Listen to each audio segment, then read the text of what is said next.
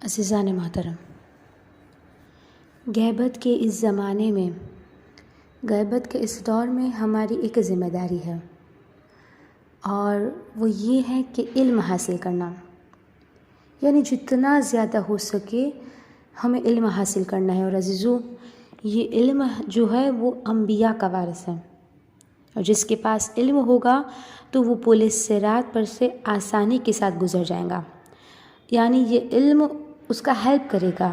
جس کے پاس علم ہوگا وہ پل صراط پر سے آسانی کے ساتھ گزر جائے گا، اور علم زندگی دیتا ہے، یعنی جس کے پاس علم نہیں ہے وہ مردہ ہے، اور علم اتنا فضیلت رکھتا ہے۔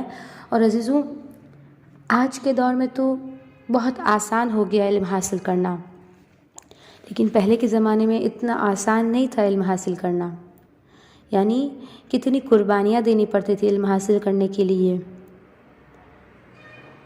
تو عزیزو، اگر ہم علماء کی لائف کو دیکھیں تو ملتا ہے کہ علامہ تقی جعفری، کہ جنہوں نے شرح نہج البلاغہ کو لکھا ہے، اور ان کی قبر امام رضا کے زری کے قریب ہے۔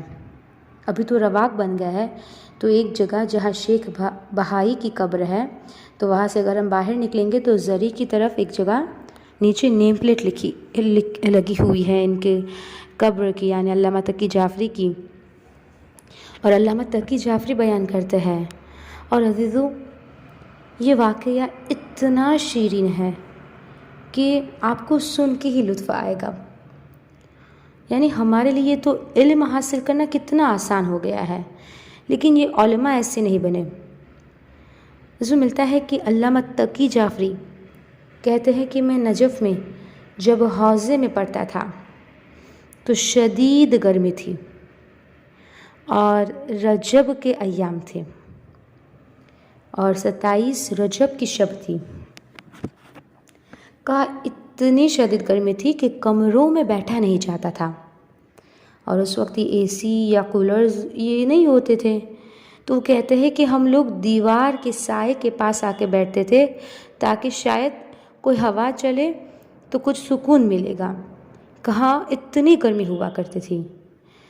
تو ایک بار کی وہ کہتے ہیں کہ ہمارے مدرسے کے ہیڈ تھے، وہ بھی بہت بڑے عالم دین تھے، انہوں نے کہا کہ کوئی جشن رکھ لیتے، کیونکہ 27 رجب کی شب تھی، تو کہا چلو نا کوئی جشن رکھتے ہیں۔ تو ایک بار کی ہمارے استاد نے کام کرنے والے کو بلایا، جو برتن وغیرہ اٹھانے والا تھا، بوڑھا شخص، اس کو بلایا اور اس سے کہا کہ دیکھو جشن ہے، تو آپ کچھ انتظام کر دیجئے، اور طالب علم کے لیے کوئی ایسا انتظام کر دیں، یعنی ان کو ہنسا دینا، کوئی ایسی بات کر کے، کوئی ایسا مذاق کر کے۔ اب اس بوڑھے شخص نے کہا ٹھیک ہے۔ جب رات ہوئی، اب سب طالب علم جمع ہوئے، وہ بوڑھا شخص بھی آیا۔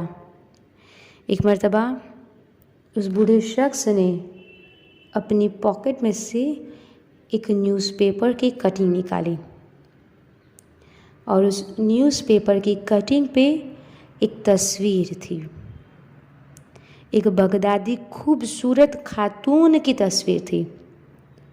اب اس بوڑھے شخص نے کہا کہ دیکھو مذاق ہے، جشن ہے، تو دیکھو یہ ایک تصویر ہے، لیکن جواب سب صحیح سے دینا۔ سب طالب علم تھے، کہا جھوٹ نہیں بولنا، مقدس نہیں بننا، جواب صحیح دینا۔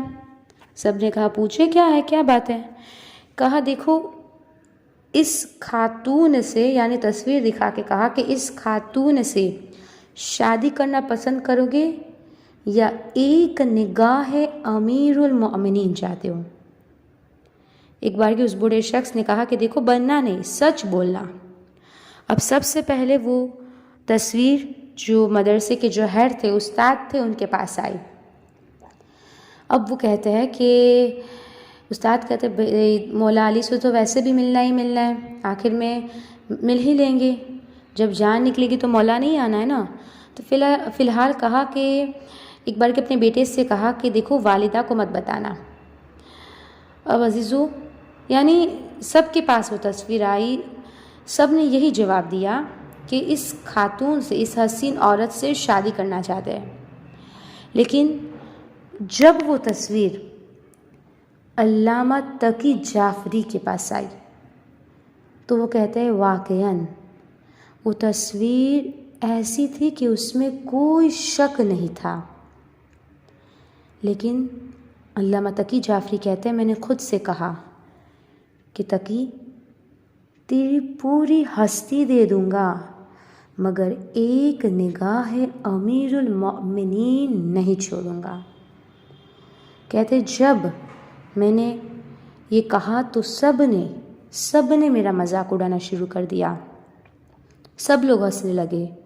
اب علامہ تقی جعفری کہتے ہیں کہ میری طبیعت خراب ہونا شروع ہو گئی۔ کہا ایک بارگی میں اٹھا اور حجرے میں چلا گیا، اپنے کمرے میں چلا گیا، کمرے میں جا کے بیٹھا اور ایک کونے میں دیوار سے ٹیک لگا کے جب میں دیکھا بیٹھا ہوا تھا تو میں نے کیا دیکھا کہ ایک بارگی میرے کمرے میں کوئی داخل ہوا، کوئی میرے کمرے میں آ رہا ہے۔ کہا جیسے ہی وہ چہرہ قریب آیا اور جب میری اس چہرے پر نگاہ پڑی تو میں نے اس سے زیادہ حسین چہرہ اپنی زندگی میں کبھی نہیں دیکھا تھا۔ کہا وہ مکاشفہ کہ امیر المؤمنین نے مجھے اپنا دیدار کرایا۔ کہتے جب میں باہر نکلا تو میری حالت بڑی عجیب سی ہو گئی تھی اور میری اس حالت کو دیکھ کر سب نے مجھ سے پوچھا کہ تقی تمہیں کیا ہو گیا ہے، اور وہ استاد جو تھے وہ بھی عالم تھے، پہچان گئے۔ کہا انہوں نے مجھ سے پوچھا کہ تقی کیا ہو گیا، تو میں نے کہا کہ میں اپنی منزل مقصود تک پہنچ گیا ہوں۔ تو سالم نے اس کام کرنے والے بوڑھے شخص سے کہا کہ دیکھو ایسا امتحان مت لیا کرو، ہر شخص امتحان میں کامیاب ہونے والا نہیں ہے، یہ تقی تھا جو امتحان میں کامیاب ہو گیا۔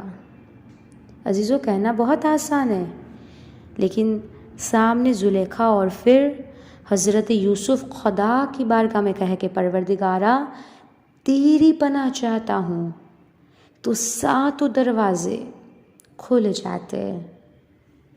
عزیزو یہ بہت آسان ہے کہنا، لیکن خدا سے یہ مانگے کہ خدا ایسے امتحان میں نہ ڈالے۔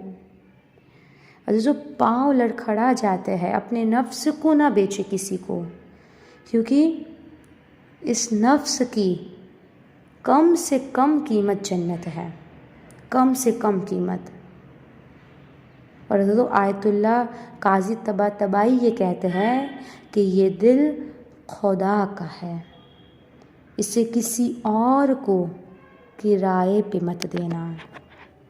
تو عزیزو اس دل میں صرف خدا رہنا چاہیے، صرف اور صرف خداوند عالم۔